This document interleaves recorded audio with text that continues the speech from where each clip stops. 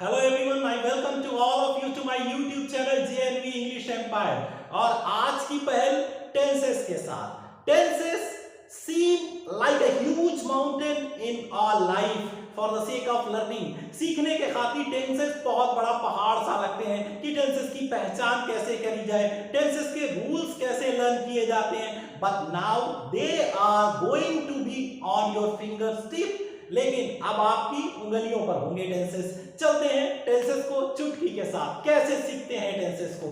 सबसे पहला सवाल ये बनता है कि व्हाट इज अ टेंस। एक टेंस होता क्या है?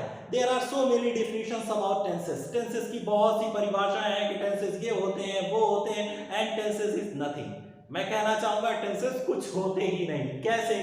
टेंसेस सिर्फ दो बातों का रिप्लाई होता है कि when and kind of work, कब और किस तरीके का वर्क हो रहा है। आप सिर्फ दो बातों का जवाब दीजिए, आपको टेंसेस की पहचान हो जाएगी। देखिए, कब हमारे जितने भी फंक्शंस होते हैं वो तीन रेंजेस में होते हैं। या तो वो काम प्रेजेंट में होगा, या वो काम पास्ट में होगा, या आपका कोई भी फंक्शन फ्यूचर में होगा। ये तीन वक्त होते हैं काम करने के लिए। प्रेजेंट का मतलब ये होता है कि विच इज गोइंग ऑन नाउ, जो अभी चल रहा है। मैं आपको इंग्लिश पढ़ा रहा हूं, आई एम टीचिंग इंग्लिश, ये आपका प्रेजेंट है। मैं इंग्लिश पढ़ा रहा था, दैट इज योर पास्ट। मैं इंग्लिश पढ़ा रहा होऊंगा, मतलब वो काम which is going on, that is present. And the work which has past, वो काम जो गुजर चुका है, that is your past. And yet to come, और जो आने वाला है उसे कहेंगे फ्यूचर। अब और कई बातों का पता लगाते हैं कि कितने तरीके के काम होते हैं हमारी लाइफ में। There are so many kind of task, there are so many kinds of work. सबसे पहले बात करते हैं इंडेफिनिट की। इंडेफिनिट, इंडेफिनिट जैसे सुनने में भी लग रहा है कि अनंत, जिसकी कोई लिमिट ना हो। एक ऐसा काम जो अपनी जिंदगी में हम ऑफन करते रहते हैं, अक्सर करते रहते हैं, उसे रिपीट करते रहते हैं। जैसे मैं पढ़ाता हूँ, तुम पढ़ते हो, मैं सोता हूँ, तुम खाते हो, वे खेलते हैं, हम दौड़ते हैं। ये ऐसे काम हैं which are often repeated in all life. तो जो काम हमारी जिंदगी में रिपीट होते रहते हैं या हमारी हैबिट होते हैं, वो होते हैं indefinite. Indefinite kinds of work. अब दूसरा काइंड ऑफ वर्क की बात करें, वहीं पर कॉन्टिन्यूअस। कॉन्टिन्यूअस को देखिएगा, कॉन्टिन्यूअस में क्या, the work which is going on, वो काम जो चल रहा है, कैरिंग ऑन है। मैं इंग्लिश पढ़ा रहा हूं, आई एम टीचिंग इंग्लिश, तो the work is going on, ये काम चल रहा है, so the tense is continuous. इसी तरीके से द काम which is completed, वो काम जो आपका पूरा हो गया, that is your perfect tense। perfect tense के सिंबल की बात करी जाए कि हमारा वर्क फिनिश हो गया, that is your perfect tense। आगे चलते हैं perfect continuous। perfect continuous का मतलब ये होता है कि काम कंप्लीट होने के बाद भी जारी रहे। इट मींस अभी परफेक्ट में देखा था आपने, द वर्क इज कंप्लीटेड, मैं पढ़ा चुका हूं, वे बाजार जा चुके हैं, वे खाना खा चुके थे, तो वर्क कंप्लीट हो चुका था। लेकिन परफेक्ट कॉन्टिन्यूअस में वर्क कंप्लीट होने के बाद भी जारी रखता है। कैसे जारी रहता है? जैसे मैं 2 घंटे से पढ़ा रहा हूं, 2 घंटे से अब तक का काम परफेक्ट हो गया है, लेकिन उसके बाद भी आपका काम कंटिन्यू है। It means it is your perfect continuous. ये था सबसे अच्छा तरीका टेंसेस को पहचानने का। इसी तरीके से इंडेफिनिट को हम सिंपल के नाम से भी जानते हैं। अक्सर आपने लिखा होगा, देखा होगा कि सिंपल प्रेजेंट, सिंपल पास्ट, इस तरीके के वर्ड्स, चाहे आप प्रेजेंट इंडेफिनिट कहें, चाहे सिंपल प्रेजेंट कहें, बात एक होती है। कॉन्टिन्यूअस की जगह दूसरा वर्ड जो आजकल यूज किया जाता है, दैट इज प्रोग्रेसिव। तो present progressive, past progressive and future progressive, ये भी नाम दिए जाते हैं परफेक्ट एंड परफेक्ट कॉन्टिन्यूअस। अब बहुत अच्छी तरीके से आप सीख गए कि जिस वक्त आपका जो काम हो रहा हो और कैसा काम हो रहा, उसे जोड़ दीजिए, वही टेंसेस बन जाता है। जैसे मैं इंग्लिश पढ़ाता हूं, इसका मतलब ये काम डेली रूटीन के लाइफ में चलता रहता है। हूं प्रेजेंट को सिंपल करता है, तो प्रेजेंट इंडेफिनिट हो गया। इसी तरीके से तुम पढ़ रहे हो, इसका मतलब प्रेजेंट में आपने इस काम को जारी रखा हुआ है, तो ये हो गया प्रेजेंट कॉन्टिन्यूअस। अब हम कहें कि वे खेल चुके हैं, इसका मतलब प्रेजेंट में उन्होंने खेलने का काम परफेक्ट कर लिया है, तो ये होता है प्रेजेंट परफेक्ट। और प्रेजेंट परफेक्ट कॉन्टिन्यूअस की बात की जाए तो वो ये होती है कि तुम 2 घंटे से पढ़ रहे हो, इसका मतलब 2 घंटे से अब तक का काम आपने पूरा कर लिया है और अभी भी काम आपका कंटिन्यू है, तो आपका टेंस होगा प्रेजेंट परफेक्ट कॉन्टिन्यूअस। इसी तरीके से और भी कई होते हैं। पास्ट का एग्जांपल लेते हैं, वे शोर मचा रहे हैं, इट मींस वे शोर मचा रहे थे, पास्ट में उन्होंने शोर मचाने का काम कंटिन्यू किया था, इसीलिए वो टेंस था पास्ट कंटिन्यूअस या पास्ट प्रोग्रेसिव टेंस। इसी तरीके से तुम शोर मचा रहे होगे, अब देखिए रहे होगे, आपने ये काम कंटिन्यू करके रखा है, कब कंटिन्यू करके रखा है, फ्यूचर में। जब आपको व्हेन और विच काइंड ऑफ वर्क का रिप्लाई मिल जाए तो इसका मतलब आपका टेंस पूरा हो गया। अब चलते हैं सबसे पहले टेंस को समझने की कोशिश करते हैं, वो होता है आपका प्रेजेंट। मैंने कुछ महीने पहले एक वीडियो पोस्ट किया था, वो था टेंसेस इन 7 मिनट्स। उसमें आप टेंसेस को बहुत ही जल्दी शॉर्ट में समझ सकते हैं 7 मिनट पे। वहां आपको कंपाइल्ड एक साथ रूल्स भी मिल जाएंगे, लेकिन यहां पर स्टेप बाय स्टेप टेंसेस को समझने की कोशिश करेंगे। तो सबसे पहले we are going on present indefinite. सबसे पहले हम चलते हैं कि प्रेजेंट इंडेफिनिट की तरफ। प्रेजेंट इंडेफिनिट, और इसे ये भी कह सकते हैं सिंपल प्रेजेंट। सिंपल प्रेजेंट में क्या होता है, जैसे हमने कहा कि वे शोर मचाते हैं, इसका मतलब वो डेली शोर मचाते हैं, वे शोर मचाते हैं। एक और एग्जांपल लेते हैं कि वो खाना खाती है। देखिए ये हमारी लाइफ में डेली वर्क होते रहते हैं, ये वर्क प्रेजेंट में हो रहे हैं, इसीलिए ये प्रेजेंट इंडेफिनिट है। और यही वर्क अगर था के साथ होने लगे, कोई ऐसा वर्क जो ऑकेजनली रिपीटेड होता है या जो डेली लाइफ की डेली हॉबी होता है, तो वो प्रेजेंट इंडेफिनिट होता है। प्रेजेंट इंडेफिनिट में सिंगुलर एस और ईएस एक रूल को फॉलो करते हैं, सिंगुलर एस और ईएस। मतलब अगर आपका सब्जेक्ट सिंगुलर है तब आप एस और एस को लगाएंगे। If your subject is plural, अगर आपका सब्जेक्ट प्लूरल है तब आप no, you will not apply S और ES with main verb. Main verb के साथ एस और ईएस का यूज नहीं करेंगे। जैसे मान लीजिए सिंगुलर सब्जेक्ट ही, वो खाना खाती है, तो शी ईट खाती है, तो your subject is singular member, तो मेन वर्ब के साथ हम एस या ईएस पे अप्लाई करेंगे। आगे चल के ये भी बताएंगे कि ईएस को कब लगाना है और एस को कब लगाना है। तो शी ईट्स फूड। हालांकि किसी भी सेंटेंसेस को बनाने के लिए आपको 4 पार्ट से होकर गुजरना पड़ता है, subject, helping verb, main verb और ऑब्जेक्ट। जैसे कि मैंने और भी कई वीडियोस में बताया है, टेंसेस के इंट्रोडक्टरी पार्ट में भी बताया है, तो उन वीडियोस को आप देखें और समझने की कोशिश करें।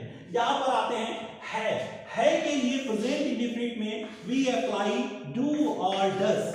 हम डू और डज को अप्लाई करते हैं, सिंगुलर के साथ डज और प्लूरल के साथ डू का अप्लाई होता है। लेकिन but in case of affirmative sentences, लेकिन अफर्मेटिव सेंटेंसेस के केस में हम डू डज को अप्लाई नहीं करेंगे। This is your affirmative sentence.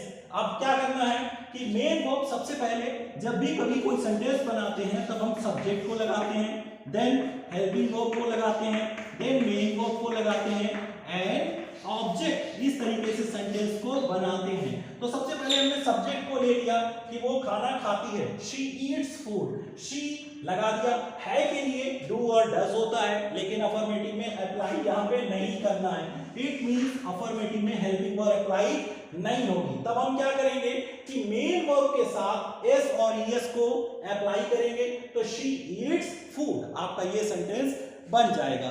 इसी तरीके से और भी देखते हैं, वे शोर मचाते हैं, वे आपका प्लूरल है दे, और दे के साथ एस और ईएस नहीं लगाना है, तो आपका सेंटेंस बनेगा कि दे मेक अ नॉइस, वो शोर मचाते हैं।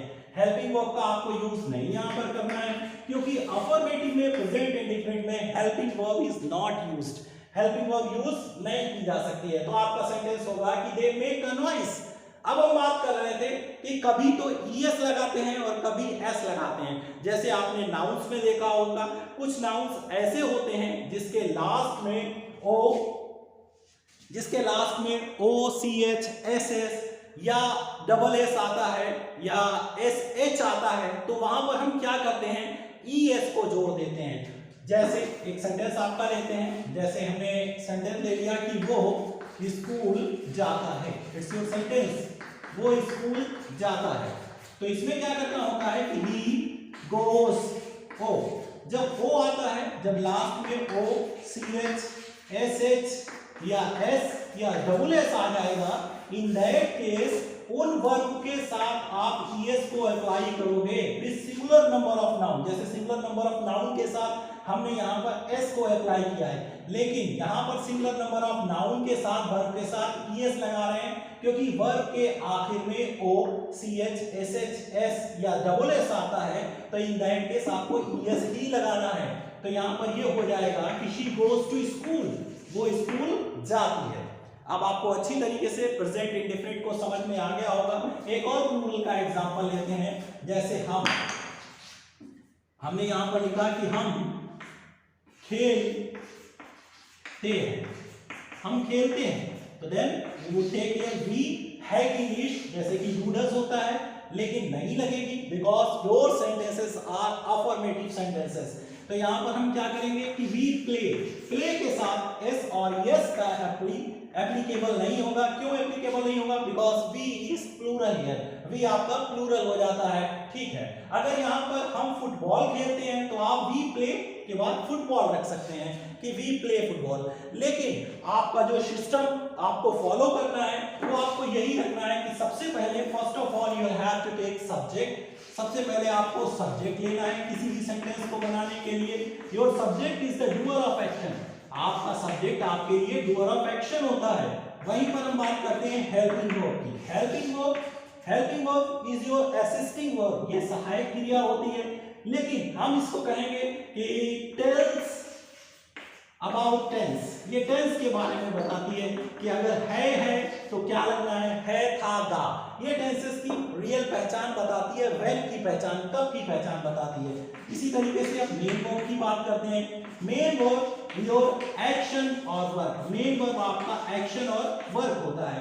वहीं पर object is your receiver of action, object जो होता है that is your receiver of action, action का प्राप्त करने वाला होता है, रिसीवर ऑफ एक्शन होता है।